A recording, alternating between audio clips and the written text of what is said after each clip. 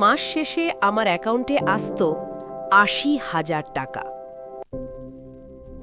আর মাস শেষ হওয়ার আগেই আমি মানুষের কাছ থেকে টাকা ধার চাইতাম। বাইরে থেকে দেখলে সব ঠিকঠাক ছিল, ভালো জব, ভালো স্যালারি, সুন্দর অ্যাপার্টমেন্ট।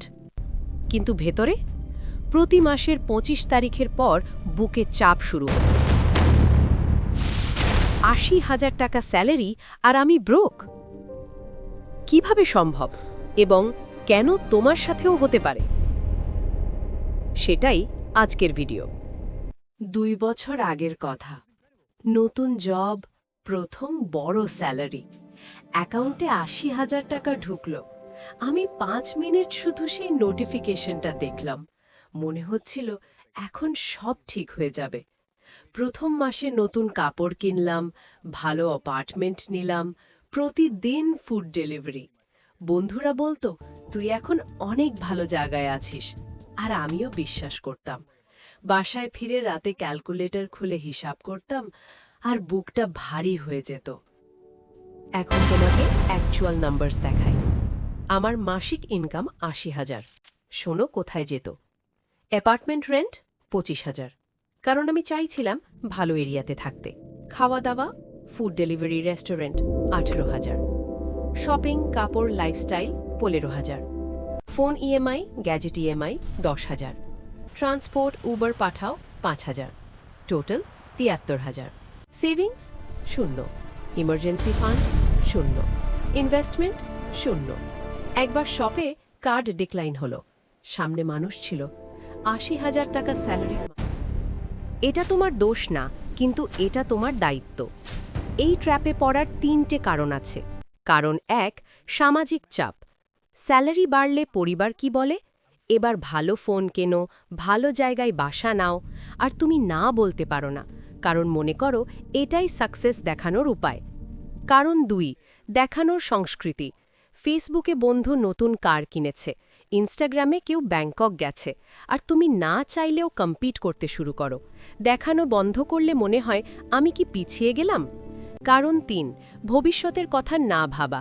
২৫ বছর বয়সে মনে হয় এমার্জেন্সি ফান্ড দরকার নেই, এখন এনজয় করি। এই একটা ভুল পরের ১০ বছর তোমার জীবনকে কতটা কঠিন করে দেবে সেটা এই মুহূর্তে বোঝার উপায় নেই। তুমি কি নিজের জন্য বাঁচছ, নাকি অন্যদের চোখে ভালো দেখানোর জন্য? তারপর একটা রাত এলো। আমার পরিবারের হঠাৎ টাকা দরকার হলো, মেডিকেল, আর্জেন্ট। আমি অ্যাকাউন্ট চেক করলাম, ৮০,০০০ টাকা স্যালারির মানুষ, অ্যাকাউন্টে ৩,০০০ টাকা।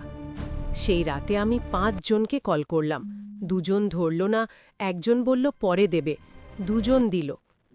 আমি সেই রাতে বাথরুমে গিয়ে দরজা বন্ধ করে বসে রইলাম অনেকক্ষণ। কিন্তু সেই রাতেই কিছু একটা বদলে গেল। আমি একটা নোটবুক নিলাম আর লিখলাম, এটা আর চলবে না। কমেন্টে লিখো, হ্যাঁ আমিও, যদি তুমিও এই গল্পের মধ্যে আছো। সেই রাতের পর আমি ৩টা কাজ করলাম। কমপ্লিকেটেড না, কিন্তু ডিসিপ্লিন লাগে। স্টেপ ১, সচেতনতা। ১ মাস প্রতিটা খরচ লেখা। চা খেলেও লিখতাম, উবার নিলেও লিখতাম। মাস শেষে দেখলাম আমি মাসে ১২,০০০ টাকা শুধু রেস্টুরেন্ট আর ফুড ডেলিভারিতে উড়িয়ে দিচ্ছি। সেটা জানার আগে এই খরচটা আমার কাছে নর্মাল মনে হতো। স্টেপ ২, একটা সিম্পল সিস্টেম, 50-30-20 রুল। ইনকামের ৫০% প্রয়োজনীয় খরচ, ৩০ ইচ্ছার খরচ, ২০ সেভিংস, আর সবচেয়ে গুরুত্বপূর্ণ, স্যালারি ঢোকার সাথে সাথে সেভিংস অটোমেটিক ট্রান্সফার করে রাখা। তুমি যা দেখবে না তা খরচ করবে না। স্যালারি ঢুকলে আগে সেভ করো, তারপর বাকিটা দিয়ে মাস চালাও। উল্টোটা করলে মাস শেষে যা বাঁচবে সেটা সেভ হবে, আর সেটা সাধারণত ০। এটা কাজ করে, আমি করেছি। চলো দেখি কি হলো। Step ৩, lifestyle audit.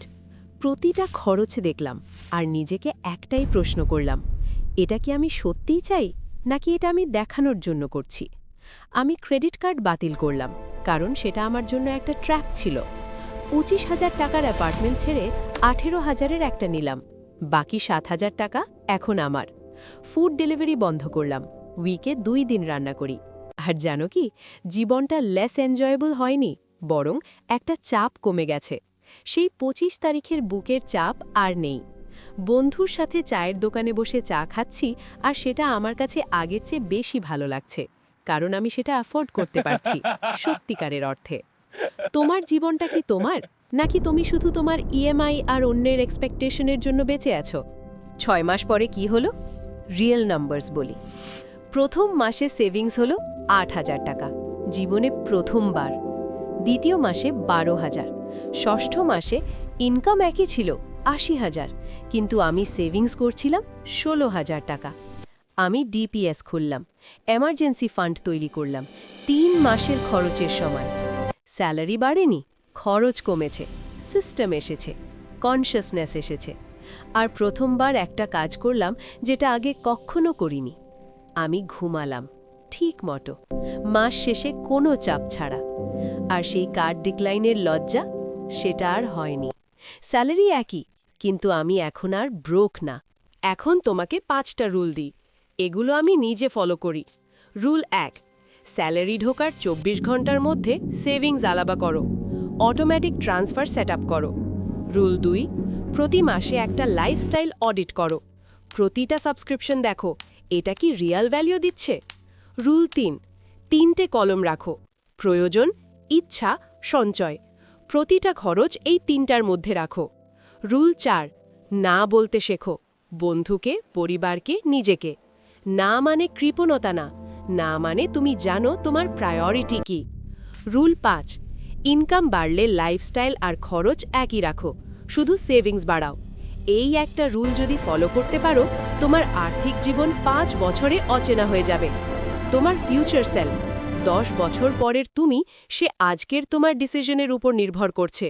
আজকে ভালো ডিসিশন নাও তার জন্য। আমি জানি এই ভিডিও দেখতে দেখতে তোমার মনে হচ্ছে এটা তো আমার গল্প। হয়তো তোমার স্যালারি ৮০,০০০ না, হয়তো ৩০,০০০, হয়তো ৫০,০০০, কিন্তু প্যাটার্ন একই। ইনকাম আসে, খরচ হয়, মাস শেষে কিছু থাকে না। এই শহরে লাখ লাখ মানুষ প্রতিদিন কাজে যাচ্ছে, পরিশ্রম করছে, ভালো থাকার চেষ্টা করছে। তারা সবাই ডিজার্ভ করে একটা ভালো ফাইন্যান্সিয়াল লাইফ। তুমিও ডিজার্ভ করো, শুধু একটা সিস্টেম দরকার। আর সেটা শুরু হয় আজকে। স্যালারি বাড়লে ঠিক হয় না, সিস্টেম না থাকলে। যদি এই ভিডিও তোমার কাজে লেগে থাকে, এক্ষুনি সাবস্ক্রাইব করো। প্রতি সপ্তাহে এরকম একটা ভিডিও তৈরি করি। Real numbers, real stories, real advice. কমেন্টে একটা কাজ করো, লেখো তোমার স্যালারির কত % এখন সেভ হচ্ছে। ০ থেকে ১০০, যা সত্যি সেটাই, কোনো জাজমেন্ট নেই। আমি প্রতিটা কমেন্ট পড়ি। আর এই ভিডিওর পাশে আছে তোমার ব্যাংক প্রতি মাসে তোমার কাছ থেকে যে ৭টা চার্জ লুকিয়ে নিচ্ছে, সেটা দেখো। পরের ভিডিওতে দেখা হবে।